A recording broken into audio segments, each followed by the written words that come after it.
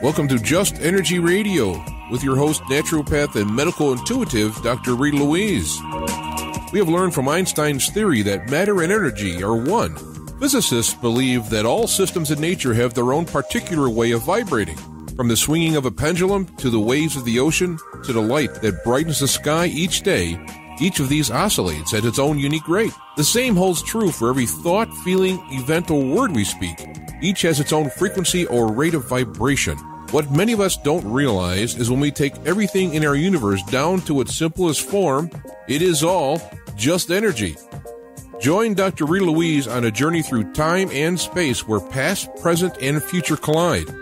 Today, what you believe may be called into question. What we want to know is, who made up the rules? Be brave and step outside the box. We are about to turn our world upside down and venture into the unknown. Hold on. We are departing our own beliefs and entering alternative realms. Enjoy the possibilities.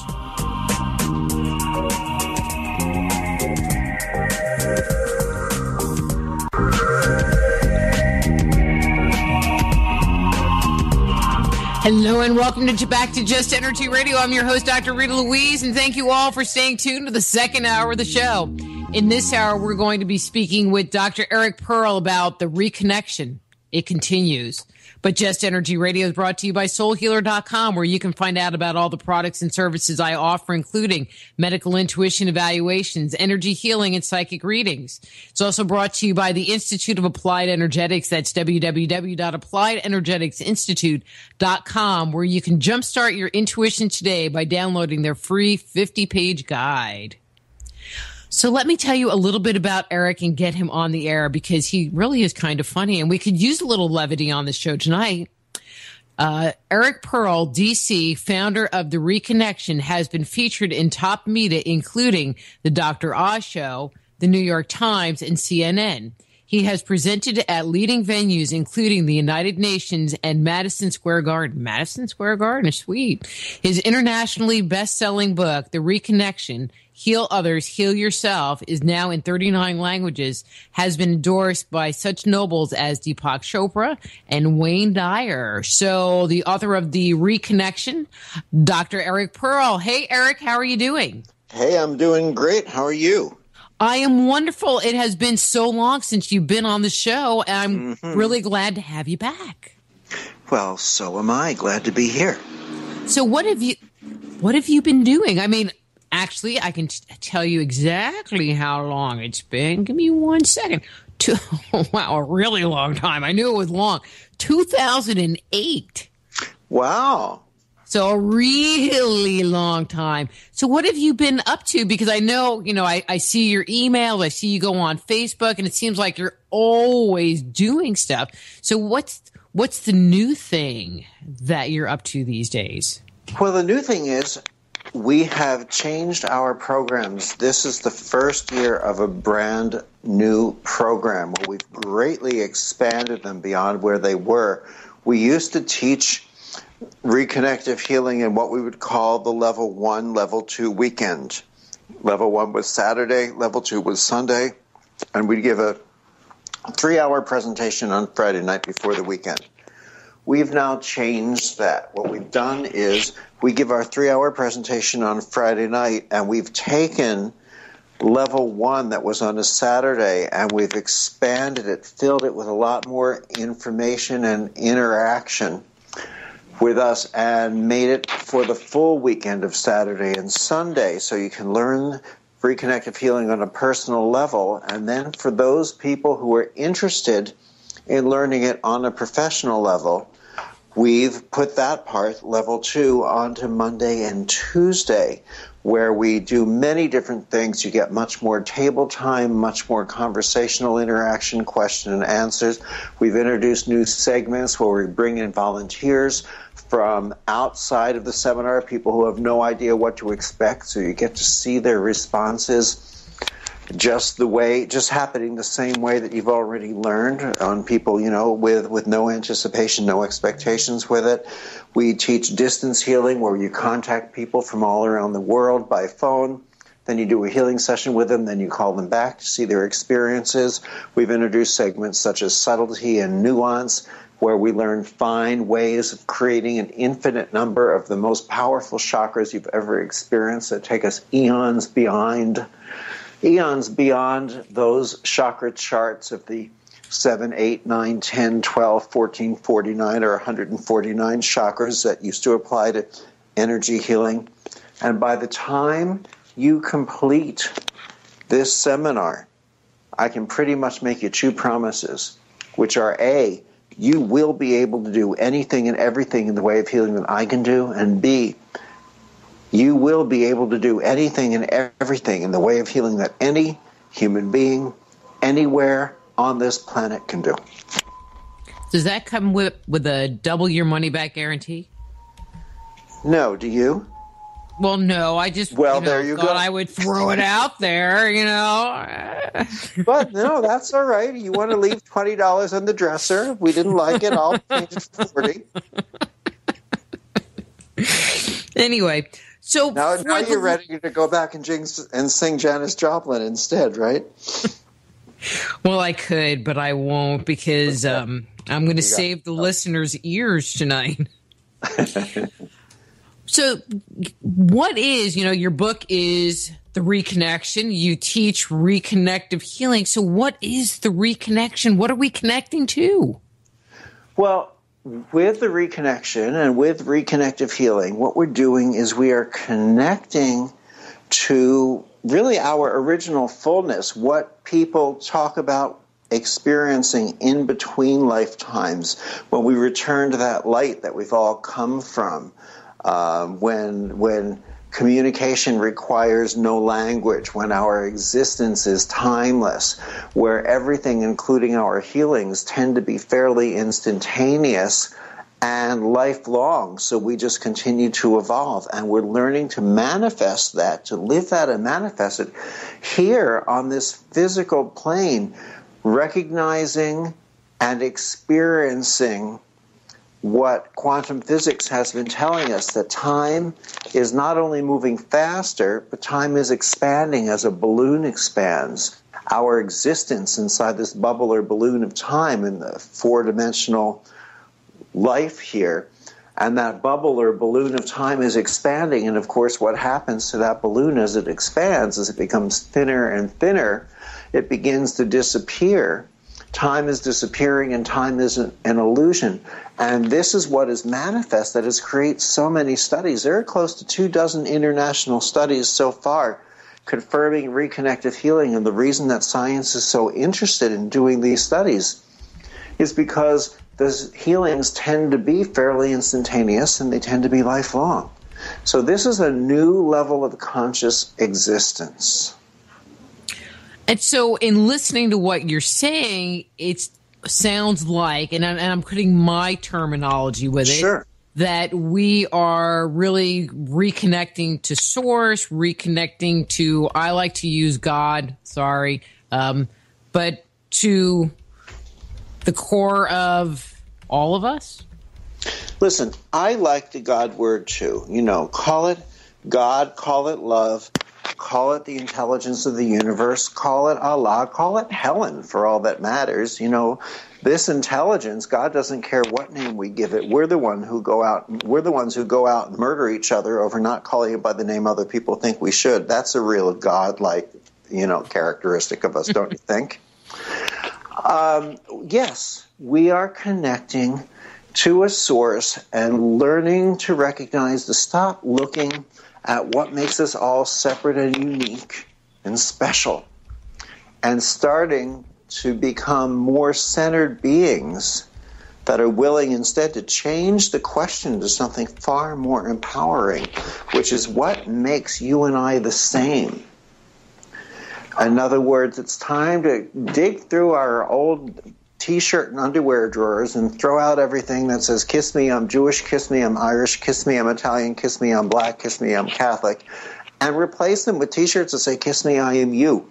To recognize that when one child cries in one part of the planet, 100 children weep in another. When one child laughs, 1,000 children laugh, that we are that connected. And this level of compassion, of knowingness that we are all one, allows us to recognize who we are here on earth. Just as if you look at the rays of the sun. The rays of the sun as they come down here appear to be individual, and yet each ray, no matter how much you might choose to attempt to chop it up, every segment of it contains the hologram of the complete sun. Each ray of the sun is a representation of the sun here. Each of us are representations of God, love, and the universe here, and therefore there can truly be no distinction. Just the illusion of separation, which serves as the hurdle for us to step over, so we grow in the discovery that it's been an illusion all along. So what caused us to become disconnected in the first place? Well, let's look at it this way. Every religion, every society, every culture seems to have a story of a disconnection taking place. In Judeo-Christianity, it's the story of the Garden of Eden.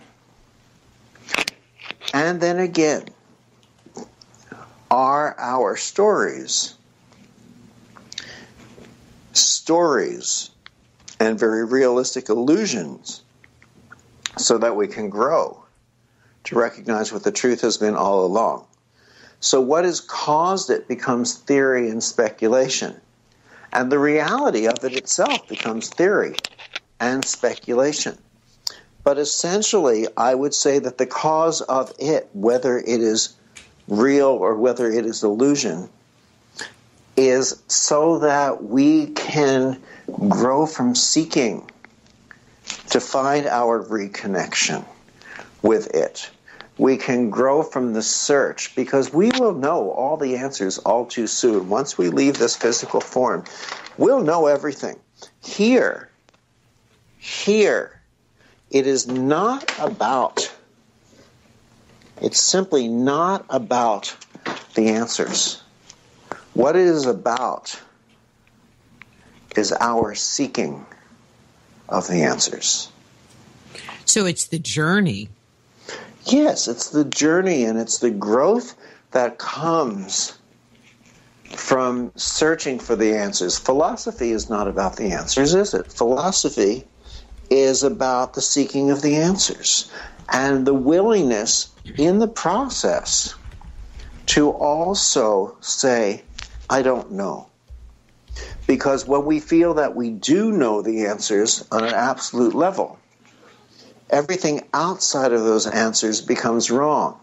All the answers fill a box of what we consider right, and anything outside of that box we consider wrong. And that's where we stop our growth. But when we're willing to not know, we say, I don't know, but I see this possibility over here. I don't know, but I can see that possibility over there and that one over there. And if I can put these potentials or these possibilities together, here I get one answer. If I put them together another way, I get another answer. And we start looking at what we perceive as better answers, yet in reality they're not answers at all. What they actually serve as are building blocks that allow us, once we put those together, to ask yet better questions.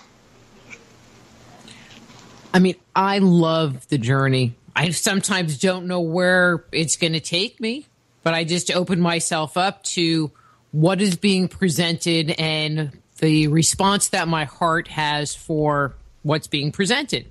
Well, this is part of how we're able to facilitate more comprehensive healings. It begins by us recognizing that it's not about the result, but it's about being in the process. Being in the process of healing, it means to recognize that as healing practitioners, our responsibility is to open a door. The other person's responsibility is to have the courage to step through that door. But we tend to place a lot of judgment in our healing sessions, and we judge them as good, bad, better, or worse, depending upon whether or not we've attained certain results that we in our limited human conscious educated mind have placed upon the healing as the determining factors of whether it's worked or whether it hasn't worked. When in reality, opening the door gives so much more freedom. Trying to create a certain result keeps us in limited particle form. Yet the most opportunity is presented for us when we are in light wave form. So picture, for example, a beautiful, swanky New York apartment building on Central Park. And there, in the winter, is a very well-dressed doorman. And a nice appearing couple walks up to the door. The doorman does what? He opens the door. That's his job. Now, what if they stop, they talk, and they decide not to walk in? Does he grab them and shove them through the door? Of course not. He closes the door. Was it a good session for him? Absolutely. The door opened. It was precisely what was to be. They might come back 2 or 3 more times before they walk in.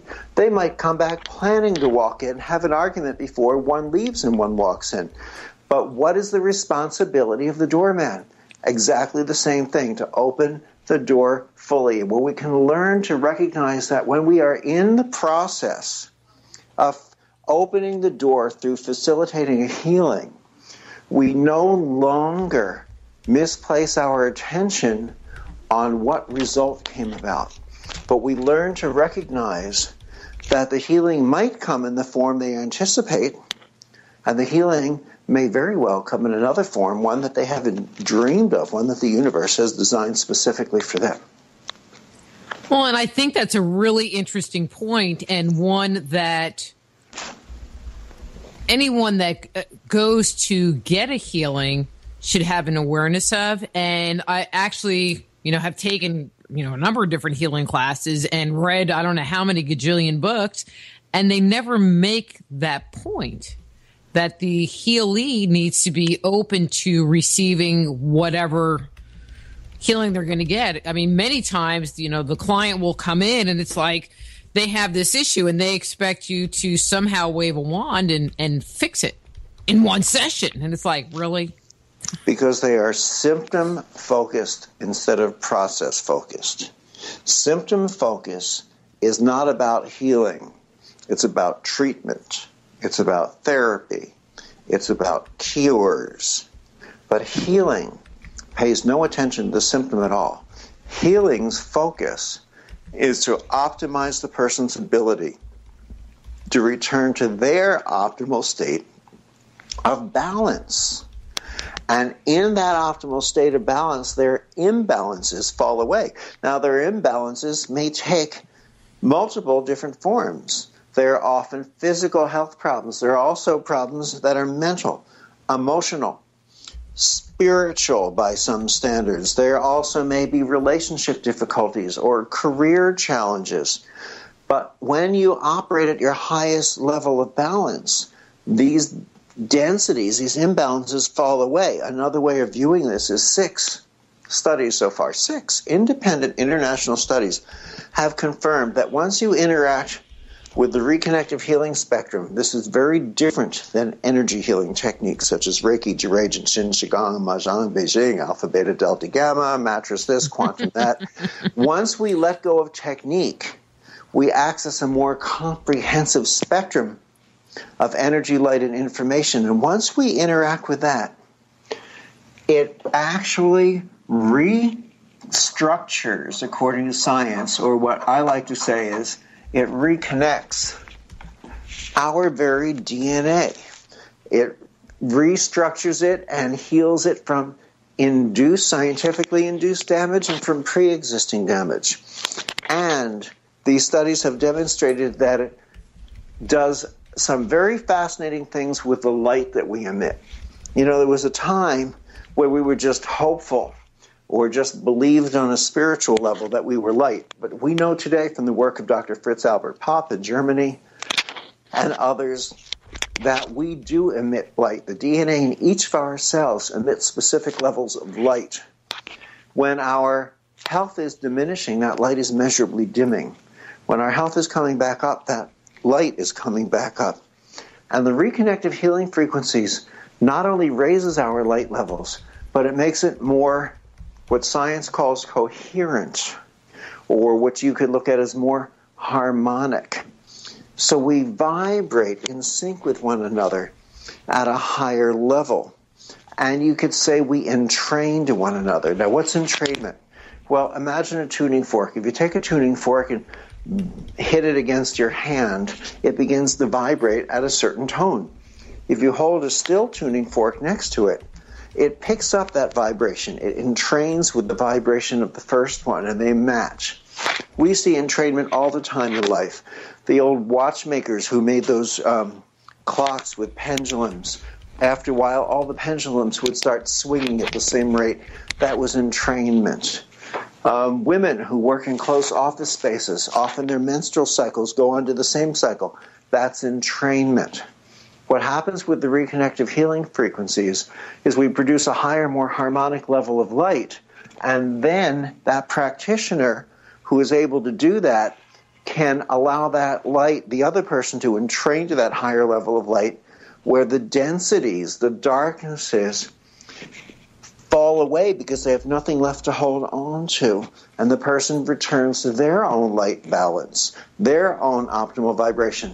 And if we get nothing else from this whole communication, let's get these next two statements, which are A, healing is just that simple, and B, anything more complicated than that, wands, crystals, toys, muscle testing, techniques, fear-based rituals, and protections, anything more complicated than that is designed to sell us something. And the main thing that it's selling us isn't just the object or the technique or the protection or the healing toy, but what it's selling us on basically is the fear that we are less than abundantly enough. Now, we are here to learn that we are more than abundantly enough. So we cannot berate the people who sell us on these fears as if they're doing something that's bad or as if they're bad people. They're not. When we all leave this body, we return to that light where we come from. We will see these people who have taken our money to sell us on fear and taken our sense and based it on an external power which is transient at best, where we have to learn to regain our internal power, which is eternal. And we will see these people and we will embrace them, love them, and thank them for doing their job so beautifully, because their role that they're playing is not a mistake. No one's role in life is a mistake. The role that they are playing is to introduce us to consistently higher levels of fear until we get to the point, and so we can get to the point that we recognize that we don't have to live in fear, that living in fear is an artificial state for us. And that's where we recognize the love essence that we are, because we view love and fear from a limited... We view them as opposites, which they are. However, we view them as opposites that are unrelated, which they are not. Because what really is fear, except the fear of not being loved? Therefore, what really is fear, except the fear of not being loved? And therefore, since our true essence is love, what really is fear, except the fear of not existing in the first place? Well, sometimes it's okay to not want to exist for a while. Yes, that's true, but that's why we have television. That's right. And the internet. Yes. Okay, so it sounds like, this was a little while ago, but it brought up a couple of other questions for me. Uh-huh. What you're saying when you're doing a healing session is, when I am in my highest place, I can help you to get to your higher place. Would that be a true statement? Yes, without some of the dependency that we would read into that statement. In other words, once we learn to access the reconnective healing spectrum, it doesn't really matter so much what state we walk into it from. Once we access it, it tends to return us to an exceedingly high vibrational state that a lot of the studies say brings us to a greater level of calm and yet simultaneous awareness than people are able to access. Many people, even if they are masters and grandmasters, decades in meditation techniques. Uh-oh. I think you just cut out on me, Eric. Once I am there. Can you hear me? You're back. Oh, did I leave? You did. It was the aliens. Yeah, well. Were you experiencing any missing time? You know, it's been 3 hours here that we've been waiting for you to come back. Where did I drop off? It was just part of us. You were talking and then you just dropped off. So it's all good. After the first hour, trust me, it's all good. We're just going to move along to my kind of second part question. So I go and I get some energy work done, some reconnective healing work done. And now I have good mojo, you know, because I've had this work done. But then I have to go back to work or I have to go back home and the energy there is just really bad. You know, if I'm being affected by resonance from my healer, what is the impact of being in bad energy resonance, taking our energy back down to where we just got it moved out of? You go from being at effect to being at cause. Your choice is always to be a reflection of the world around you, or to vibrate at a level at which that the world around you decides to be a reflection of who you are. Okay, now there was a good question in the chat room. Let me just scroll up because I don't want to not ask this. And this is from Jen. And the question is your healing more a psychological healing or will it heal someone more on a chemical level? And actually, I did have a note. You made some comment that said scientifically induced damage, which I'm not 100%. I think I know what you're talking about there. You know, so things that are not necessarily organic in nature. Well, right. What I meant was a number of the DNA studies that they did, both with human and plant DNA, where the scientists, either through shock or high levels of heat, took a relatively healthy DNA and damaged it so that it uncoiled. And the reconnective healing frequencies sped up the healing or the recoiling dramatically faster than energy healing techniques, many of which actually slowed it down to a step. And reconnective healing was the only approach that not only allowed the DNA to come back to its healed state from the scientifically induced damage, but it also healed damage that was pre-existing in the DNA before the scientists induced the intended damage. Do you follow that? I mean, I do follow that. So there's nothing, reconnective healing has nothing to do with faith, hope, anticipation, belief, hypnosis, positive thinking, positive visualization, neurolinguistic programming, tap, tap, tap, reinforcement techniques of any kind. What happens is, well, remember in the beginning, reconnective healing, my patients were coming in to see me as a chiropractor, and I thought I was one. So you couldn't have double-blinded a study a whole lot better than that. No anticipation, expectation, etc. Later on, when people heard about the healings, they started coming in from halfway around the world. And very often I'd walk into the healing room ready to meet a new client or patient. He'd be sitting there with his arms folded over his chest, looking rather angry, with a tone of voice that was less than pleasant, saying, I don't believe in this, and I don't want to be here, and I wouldn't be here if my wife or best friend didn't make me come. And I would say, well, look, you know, you took a week off from work, you flew in from Australia, for example, you're in Los Angeles for a whole week, staying at a nice hotel, doing lots of things, Believe it or not, worse things do happen to some people.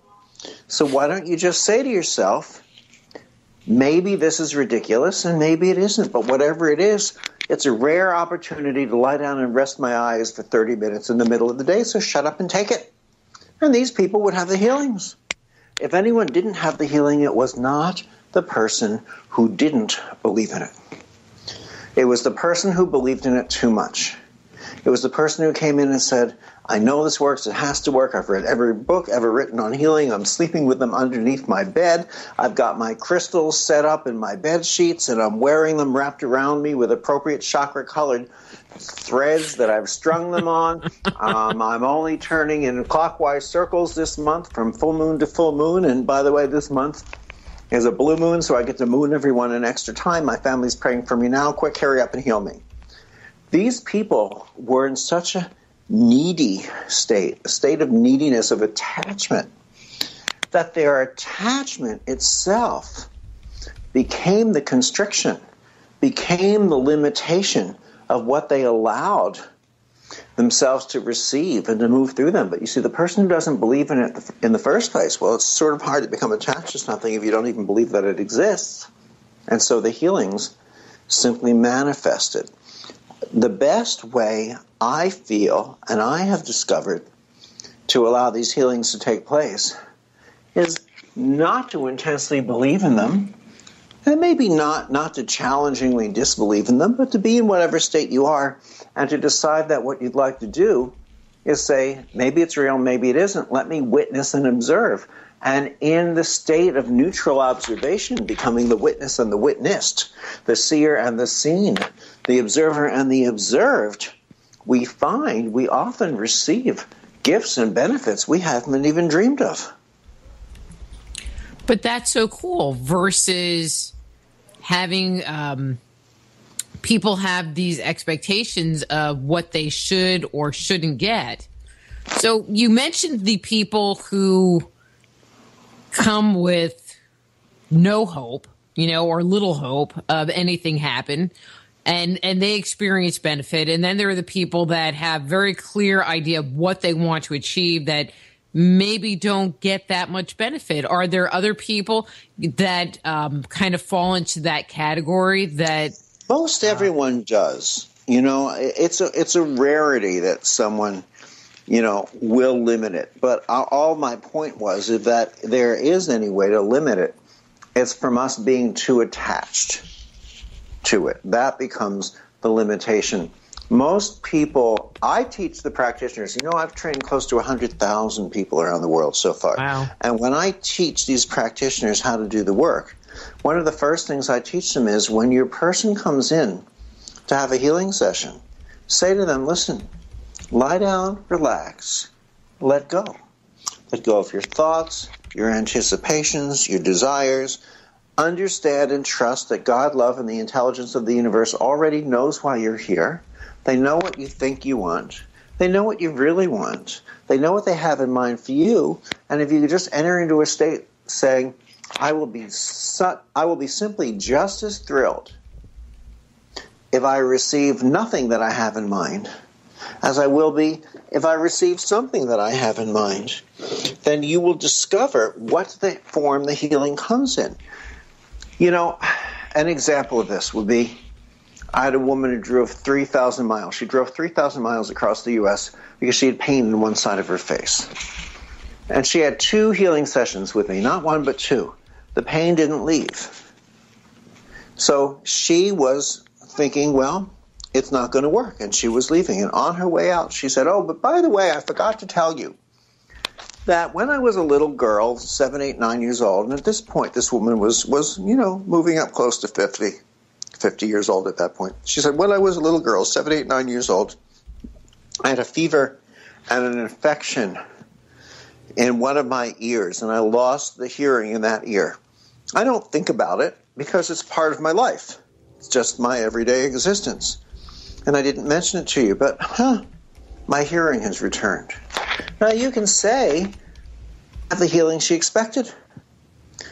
You could say she's lying there saying, I want this healing, I want this healing, I want this healing, I want the pain to go away in the side of my face.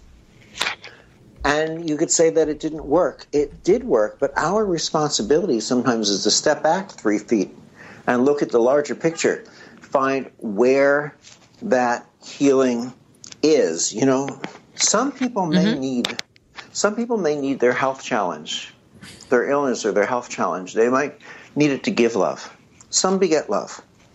Often we think people take these things on for their own lessons. But we don't often think about that. Maybe they also take them on as part of an agreement for the learning, for the lessons of those people close to them in their lives. Think about that you grow up with a bad relationship with one parent and a close one with another. And the one you've got the close relationship dies. And the other one, you develop a closer relationship. What makes you think it out of the realm of possibility that that wasn't part of the plan and the contribution of that parent's choice, the one who you did have the close relationship with? Well, and when talking about the healing in the general sense of the word, our bodies have a mind of their own. And so there's what you think you want to have happen, and then there's what your body and your soul and your psyche is willing to let go of, which can be two completely different things. And we think of it as willing to let go of, and why isn't it willing to let go of what we want to let go of, instead of us saying, wait a minute, if it doesn't want to let go of this, maybe there's a bigger reason. Most likely that our soul understands, and that we are here in this physical form to learn to recognize and to discover. And that's part of our purpose here. And once we recognize it and discover it, that in itself may be the lesson, the whole purpose that we went through something. Well, and sometimes, people get so microscopic about what's going on with themselves that they even need to take a step back and look at the bigger picture of why they're creating it in the first place. And as practitioners, right, we need to step back and say, what am I trying to force here? Even though on the surface it sounds like it's coming from good intention, and it very well may be. Is it coming from the wisest and highest intention? When I force any attempt at a healing, except for to return a person to balance and let them return to their optimal healing as determined and orchestrated by the intelligence of the universe. Exactly. Okay, so Jen has another question for us. And her question, and it seems an appropriate time to ask something like this. What is the first step to heal someone? Acceptance? I think that type of a question is really geared towards people who are looking to access their own healing in their life when they're dealing with something. Because as a practitioner, let me see, what's the role of acceptance as a healing practitioner? I think accepting your role, that you are not there to impose your concept of what the change should be.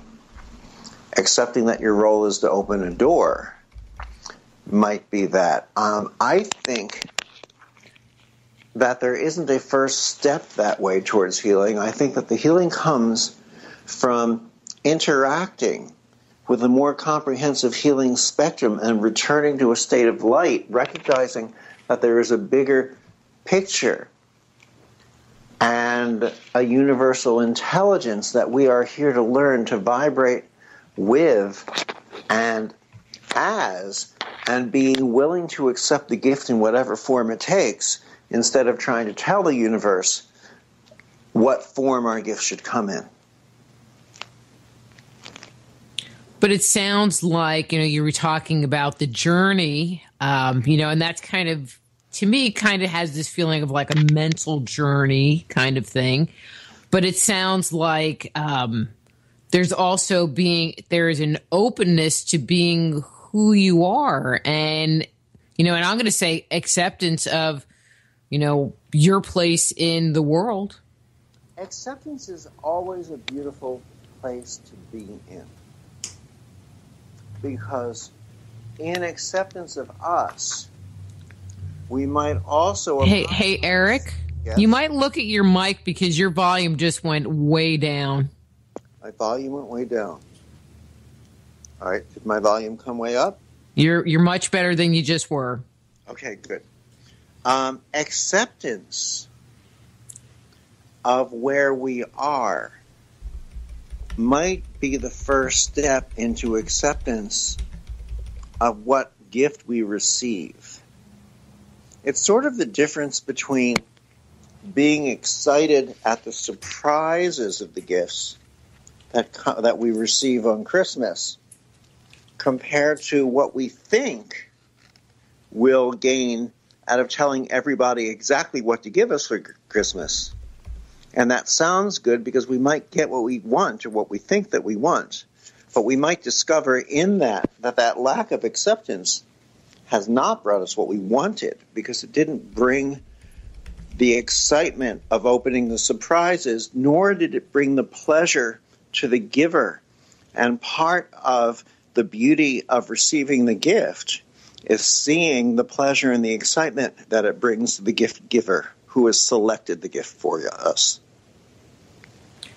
Well, and sometimes when you don't identify your list of things that you want and you just get these random gifts, sometimes you get something that you never would think to get yourself. And it might open a door that was, I don't want to say closed, but that you hadn't even thought to walk through. Right. Anyway. No. Christmas. You're absolutely right. I wanted a diamond ring once. I just flashed on this story. You just brought this to me. I wanted a diamond ring from someone I was in a relationship with. And they gave me a ring that had a small emerald and a diamond chip. And they told me it was a diamond ring. I wasn't happy because it clearly was not a diamond ring. And they were not happy that I was not happy. And if I had to do it again, I realized that I would have looked for the beauty in the gift itself and gotten more out of it, out of making them happy than worrying whether I was made happy by an inanimate object.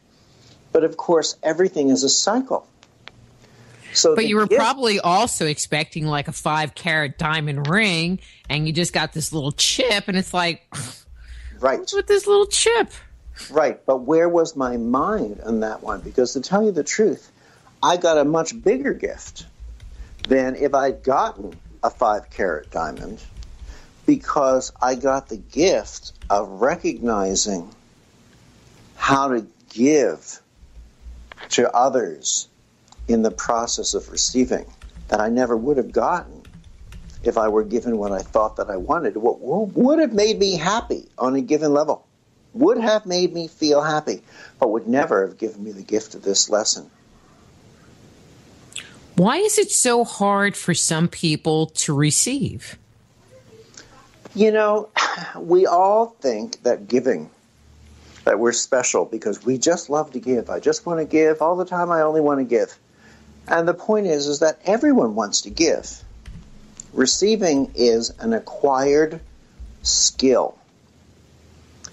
It's awkward to receive, and so we try to avoid it and hide that we are avoiding learning this skill under the statement of saying how much we love to give. Now, if we truly, truly, truly love to give so that we give all the time, we're not really giving.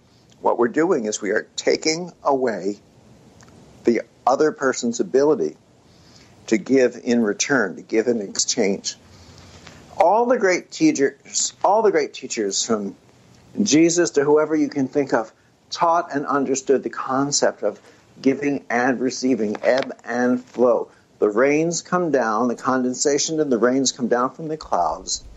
They fill the rivers, the lakes, the streams, the tributaries, the ocean. They evaporate up. They continue in the process. The water washes over the rocks. It nourishes the soil. It cleans itself. And if we stop that ebb and flow process anywhere along the line, we create stagnation. In other words, it stinks. So part of our responsibility is to learn, it's true though, is to learn to give in the process. This is part of the reason that friendships end. When one friend lends money to another, the friendship often ends in an argument. The person who causes the argument is the person who owes the money, because they feel out of their integrity not being able to pay their friend back, even if their friend simply is feeling gracious and won't allow them to pay them back. So they have to make their friend wrong and get their friend out of their life. Now, in the healing world, well, I'll tell you, there have been multiple studies where they have shown that patients of medical doctors who are the happiest and the healthiest are the ones who pay their bills regularly, in full, and on time. And those that don't feel out of integrity in the relationship with their doctors, so they have to make their doctors wrong. What's the only way they can make their doctors wrong? Well, that's to give up the healing they received. And if it works to this degree in the medical field, where most healings are chemically forced or surgically induced, then understand how much greater of a role it plays energetically in the healing world. And so what happens is a lot of people in the healing field as practitioners they confuse giving and receiving, so they lock themselves into a consciousness of poverty. They find it's all right to accept money in all aspects of their life, but not for healings. And they don't listen to the people who come to them for healings who are saying, please let me pay you. And they have a healing, and the healing lasts for a little while. And some of the people come back because you've told them if it goes away, come back because you know that it might. Others are afraid to come back because you didn't let them pay them. When they come the second time, they say, please let me pay you, please let me pay you. But we don't. We cover our ears. And eventually, they stop coming to us. Now, they will have a healing from someone else to whom they've paid a lot of money. And you will hear about it from someone else who heard about it from someone else who heard about it from 3 other people. And they will hear that the healings that you give aren't working because you didn't stand in the courage of your own integrity and conviction to be in a fair financial exchange. But in reality, you have to overcome your poverty consciousness and fear and allow yourself to receive money as a responsibility to that person, because you have to give them the honor of being in fair exchange so they allow themselves to receive and accept the full value of what's going on. If you don't do that, they have to make you wrong and get you out of their lives, and the only way they can make you wrong is to give up the healing. Okay, and so for everyone listening, I just want to be clear, he is not talking about my practice. I am very good at receiving payment. So no emails going, well, Dr. Eric said that you work for free. No. No, you had better not. No, really, it's funny, but it takes a lot. I take a whole segment of time to teach new healing practitioners that they must be receiving fees for the healing sessions. It's their responsibility to the other person. If you don't want the money, you have to remind yourself you're not taking it for you, silly. You're taking it for them so that they allow themselves to accept and receive the full value of the gift that you have to offer as the practitioner. I totally agree with you. I mean, in the training programs that I offer, it's a requirement that they have to charge. And I make it where it's like, for this thing that you should be charging a minimal, $60, I'm like $5, and for some of them, even taking the $5 is a challenge. It's like, really, it's only $5. You can't even buy a Starbucks for $5. You know what? Is your healing session at least worth of one visit to a massage therapist? Is your healing session at least worth one visit to a physical therapist? A recent study published in a peer-reviewed journal from the University of Arizona has just shown that reconnective healing, 10 minutes, only 10 minutes of reconnective healing, is more than twice as effective as physical therapy in restoring range of motion to the limbs. I want you to know, think of what you're going to pay for a massage. Most massages range between about $50 and $150. In salons and fancy spas, they can run a lot more. Most visits to a physical therapist, you're going to pay at least $30, $45, if not more, sometimes as much as $80. You need to be charging, I agree with you, at first figure, on the low end, $60. I tell my people, you should charge somewhere between $60 to $120 a visit because you're worth it and it allows them to receive that value. I said, if you're charging much less than $60, you're cheating them out of their ability to accept the full benefit of the gift that you are offering. Well, and you're invalidating yourself and holding on to your I'm not worthy energy, Precisely. which, in my opinion, makes it so that your healings aren't really that great because you're like too afraid to own what you have. Well, look at it this way. Everything comes either from fear, lack, limitation, the illusion of separation, the illusion of darkness, the need for control or direction, judgment, and ego, or it comes from love, prosperity, light, oneness, unity, and abundance. You cannot stand in fear and facilitate healings that reside in love. You can't stand in fear, protecting yourself from this energy and that and the other, and facilitate healings that reside in love. You can't stand in lack and limitation, adding crystals and wands and healing toys to make yourself more, and facilitate healings that reside in you being more than abundantly enough and recognizing this. And you can't stand in a poverty consciousness and facilitate healings when healing is about you being in your abundance. Yeah. Yeah.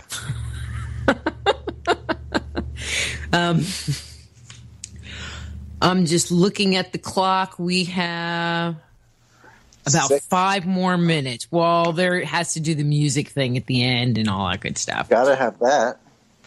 Well, yeah. It has to be the whole ensemble, Eric. Something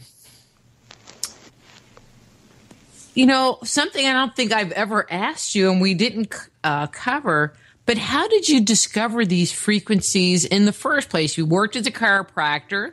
I remember from our last conversation, you started having weird sensations happening when you were working on your clients. But how did you discover these frequencies?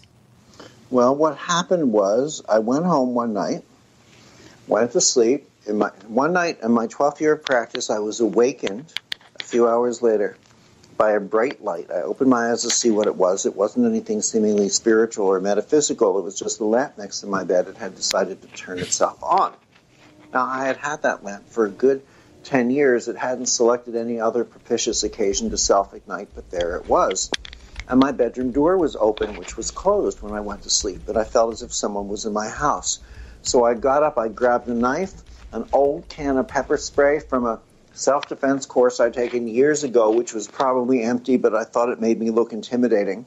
And I got my Doberman pinscher, and I walked through the house hunting to see who was there. I couldn't find anyone. I went back to sleep.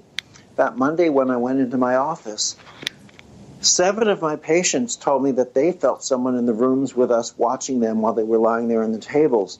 They felt multiple sets of hands resting on them, and they knew they couldn't have all been mine.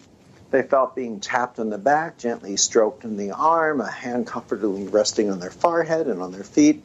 When I held my hands near them, it would cause their eyes to rapidly dart back and forth, fingers to involuntarily move, arms and legs to jump. When they opened their eyes, they told me they were seeing colors they'd never seen, smelling flowers they'd never smelled, and they started reporting healings, real healings. They were getting up out of wheelchairs, vision and hearing returning. Children with cerebral palsy or epilepsy were suddenly able to walk and run and play and speak normally, not have seizures any longer, not require their medications. Their parents would call, their doctors would call. They'd ask me what I had done. I said I didn't do anything and don't tell anybody. Of course, the more I said that, the more everyone started coming in asking for the same thing. And pretty soon people started asking me to teach this. And I said, you can't teach this. I'm standing there waving my hands in the air looking like an idiot. I said, you go outside and do it. Tell me what your neighbors have to say. Yet my patients would tell me that when they drove home from my office, they pulled up in front of their house, their automatic garage door started to open and close by itself before they hit the button to open it. They walked inside their house, their lamp and TV started turning itself off and on. They felt sensations in their hands. They would hold their hands near a relative in their family. The grandfather could walk after the stroke. The uncle or aunt regained their hearing. And that's when we began to find that once we interact with this new spectrum of healing, what science today calls the reconnective healing spectrum, that something changes within us that not only allows us to access our own healings, but once we learn to become familiar and comfortable in working with it, it allows us to facilitate healings for others. So that's why I teach the work. You know, the book is called The Reconnection. I was just going to get to that because we need to wrap it up real quick here. And the book, The Reconnection, is an international bestseller in 39 languages. Perfect. Eric, this was so much fun to have you on. Well, thank Great you. conversation. Let's do it. And if people want more information, the best place to go is thereconnection.com. It's the website. You have to use the word thereconnection.com. It's the same as the book, which is The Reconnection. Heal others, heal yourself. Perfect. Eric, you have a wonderful night and a great weekend, and I look forward to having you back on the show. Find out what new stuff you got going on. I would love that, and we're teaching seminars all around the world. I'm taking off for Mexico and giving presentations in Boston right now, and then in Stuttgart, Germany, and all sorts of things. So I look forward to seeing you. Perfect. Thank you. Thank you. My pleasure. All right. Bye-bye. That's Dr. Eric Pearl. His book is The Reconnection. His webpage is www.thereconnection.com. And next week, we're going to be speaking with Jason Gregory about the science of humility. And so until then, I'm Dr. Rita Louise. This is Just Energy Radio. Be blessed. Join host Dr. Rita Louise each week at this time for Just Energy Radio. Point your browser to www.justenergyradio.com for more show information and to contact Dr. Rita.